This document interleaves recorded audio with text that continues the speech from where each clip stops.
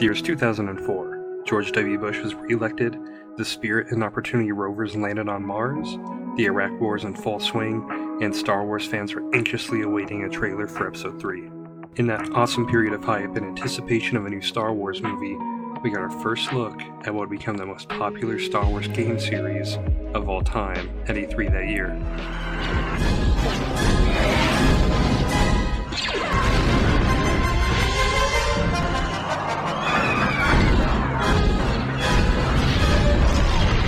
Enemy forces have captured a command post.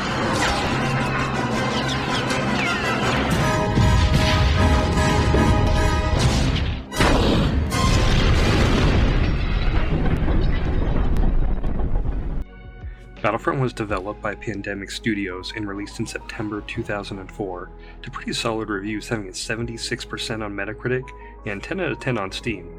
I will never forget the day my dad brought the game home. I'd never played a game like it before. A large-scale, all-out war in Star Wars. It was amazing. So, what do you do in Battlefront? In large maps, you take control of a normal soldier on the ground. Your goal... Capturing command posts is your primary objective. There's no playable Jedi here, though they will fight beside you on the battlefield. So what's the game's story? Well, there really isn't one. You just sort of play out the events from the Skywalker saga, well, the original saga. You have the Clone Wars and the Galactic Civil War to choose from when selecting a campaign. The campaigns are fun and a good introduction in the game, taking you from the Battle of Naboo all the way to the Battle for Endor. And if you're a complete monster, you'll probably really enjoy the beginning of the Clone Wars campaign, because you massacre a bunch of Gungans, and you also get to massacre a bunch of Wookiees. I felt really bad about killing all of those Wookiees. You know, it's interesting that they still call it the Clone Wars, because the events on Naboo take place about 10 years prior to the Clone Wars beginning. One thing I really enjoyed while I was replaying the campaigns is when they show footage from the movies.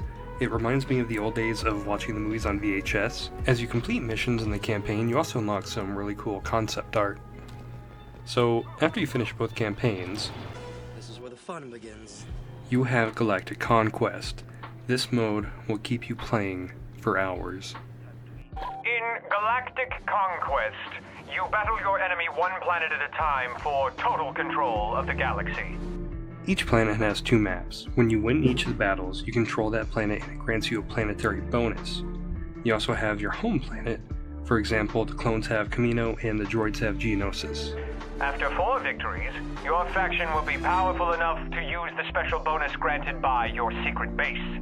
Choose a planet to destroy. The Empire can use their secret base to unleash the awesome power of the Death Star and obliterate a rebel planet completely.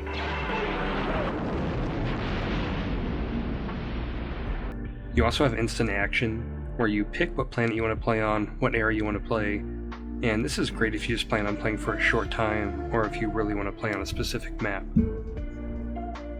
One of my favorite maps growing up was Geonosis. It does such a great job of capturing what it looked like in the movie, and can even fly Republic gunships.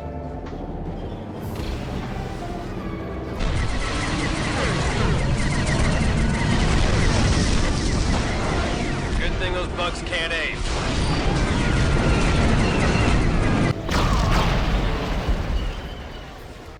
So you have 5 classes to choose from. You have your basic infantry soldier, you have a trooper with a rocket launcher, a pilot, a sniper, and then each faction has their own special 5th class. The Imperials have the Dark Trooper, the Republic has the Jet Trooper, and the Separatists have the Droideka, and the Rebels have a Wookiee. I really appreciate this because it helps each faction feel different from each other, and I'd recommend playing the game on hard difficulty from the beginning. It can be a little bit too easy on medium. One minor issue I've always had with this game is that you can't sprint. So in larger maps like on Endor, it can take a while to get where you want to go. So I would sometimes adopt the rolling tactic to speed things up. What really makes Star Wars Battlefront so special is that you can really create your own epic Star Wars moments. When I was playing the other night, me and a small group of rebels were going around the side of the map on Yavin 4 to stealthily take over their main command post, and I didn't even order them to follow me originally until I noticed that they were there. And moments like that are what make this game so great. It's been 17 years since this game came out, and it's still one of the best Star Wars games that you can play. It's a genuine classic, and there's a reason that the Battlefront brand is still one of the top in Star Wars.